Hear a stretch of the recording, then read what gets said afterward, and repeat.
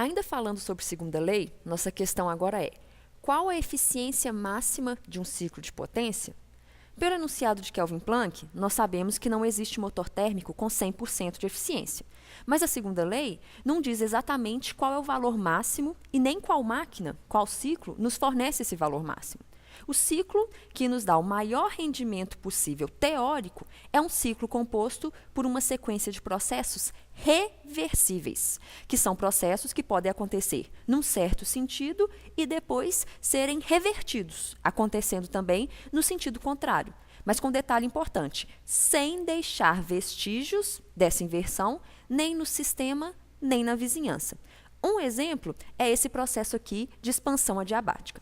Um gás está inicialmente comprimido por uma série de pequenos pesos colocados sobre o pistão. Pouco a pouco, lentamente, os pesos vão sendo removidos, até o gás atingir a pressão e o volume finais. Se os pesos forem posicionados novamente, também lentamente, o sistema vai retornar ao estágio inicial, sem deixar nenhum vestígio no meio, sem precisar, por exemplo, rejeitar calor para a vizinhança para voltar para o estado inicial. Esse é um processo reversível. Existem uma série de fatores que distanciam os processos reais, que são irreversíveis, dos processos ideais reversíveis.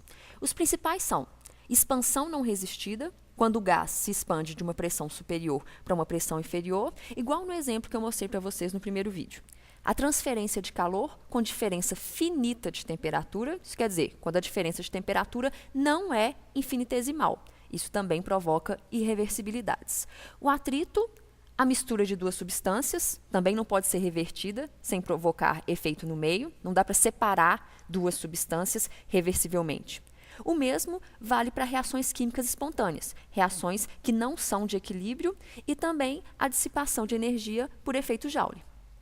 Essas irreversibilidades, elas podem estar dentro ou fora da fronteira do sistema ou volume de controle.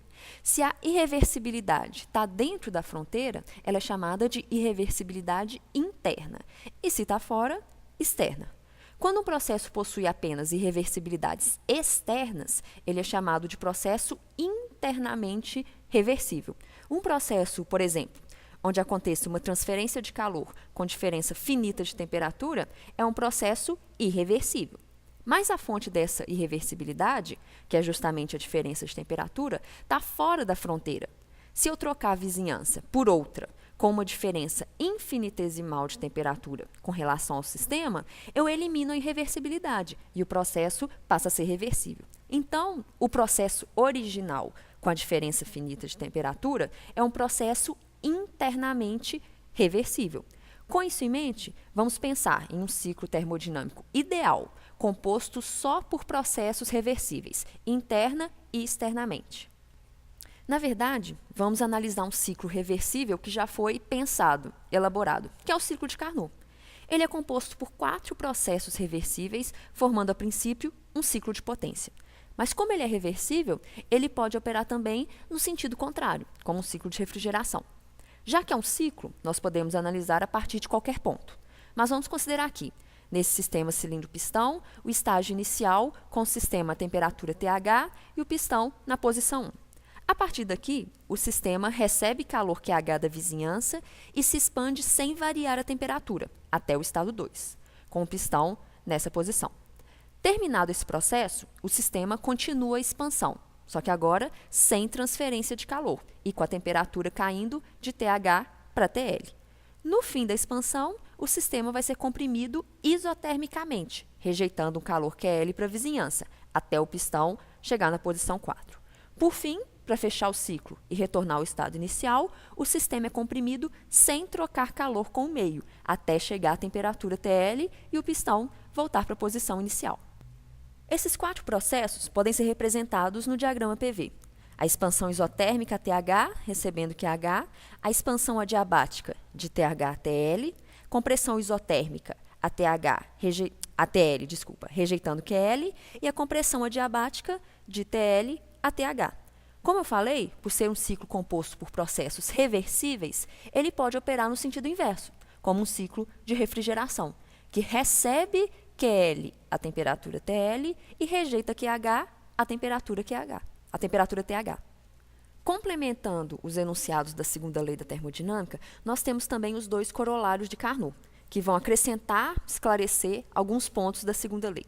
O primeiro corolário diz que um ciclo real, ou seja, um ciclo irreversível, vai ter sempre o rendimento menor que um ciclo reversível operando entre os mesmos reservatórios térmicos. Se eu tenho, como nesse esquema aqui, um reservatório ATH e outro ATL, qualquer ciclo, qualquer sequência de processos que eu colocar aqui, retirando calor desse reservatório a alta temperatura e rejeitando para esse a baixa temperatura e obtendo um certo valor de trabalho, vai ter rendimento inferior ao de um ciclo reversível, de um ciclo de Carnot operando entre essas mesmas temperaturas.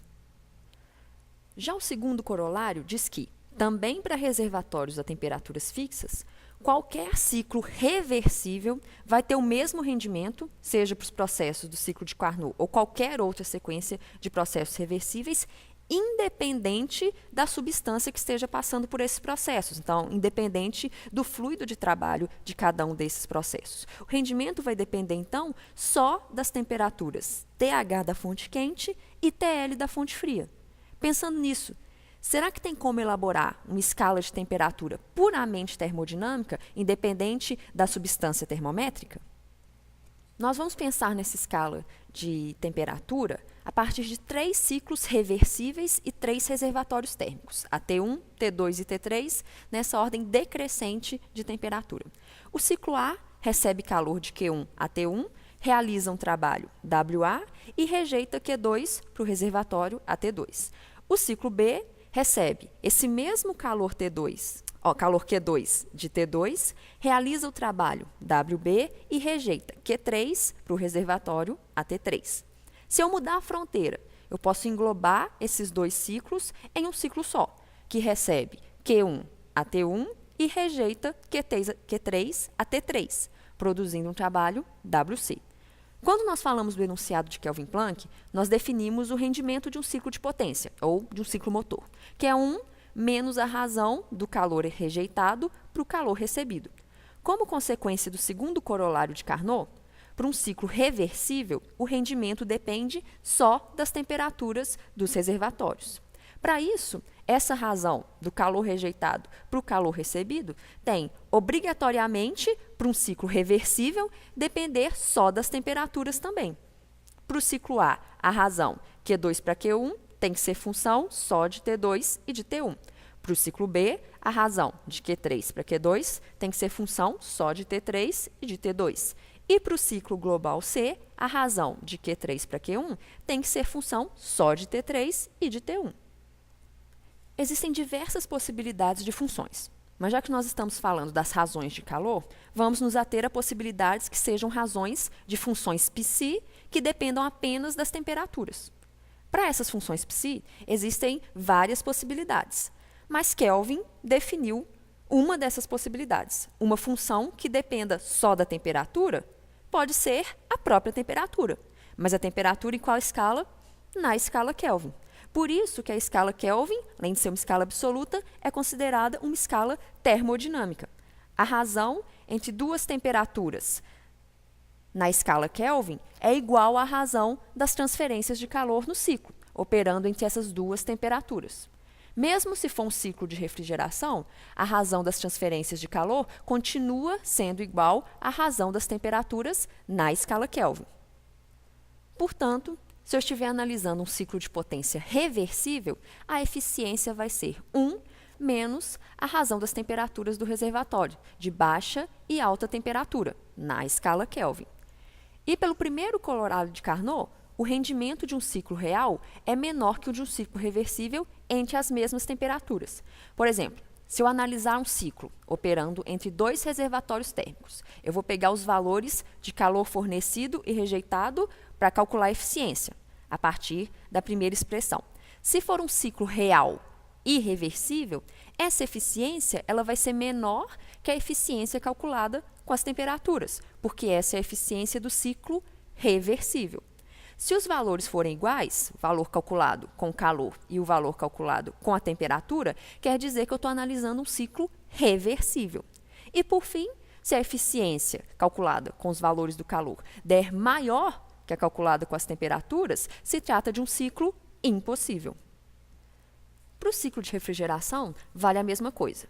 Para o ciclo operando como um refrigerador, o coeficiente de performance é QH sobre o trabalho. Pelo balanço de energia, o trabalho é QH menos QL. E dividindo por QL, nós chegamos nessa expressão. Para um ciclo reversível, seja ciclo de refrigeração, seja ciclo de potência, a razão das transferências de calor é igual à razão de temperatura, em Kelvin. Então, esse é o COP de um ciclo de refrigeração reversível, onde eu substituo a razão das transferências de calor pela razão das temperaturas. Se o ciclo operar como uma bomba de calor, o objetivo é rejeitar calor para a fonte quente. Então, o COP é QH sobre WC, que continua sendo QH menos QL. Aqui, eu divido, em vez de QL, por QH, para eliminar do numerador. Assim, eu tenho a expressão para o coeficiente de performance de uma bomba de calor reversível, que, assim como para o ciclo de potência, vai ter um valor superior ao de um ciclo real. Isso tanto para o refrigerador quanto para a bomba de calor. Assim, nós concluímos o capítulo 7, onde nós vimos, pelo enunciado de Kelvin Planck, que um ciclo não pode ter 100% de rendimento, e pelo corolário de Carnot, que o rendimento máximo possível depende das temperaturas dos reservatórios térmicos, as temperaturas em Kelvin. Além do enunciado de Clausius, que afirma que para um ciclo retirar calor da fonte fria e rejeitar para a fonte quente, tem que haver o fornecimento de trabalho, que é o princípio do ciclo de refrigeração. Então, bons estudos e até a próxima aula.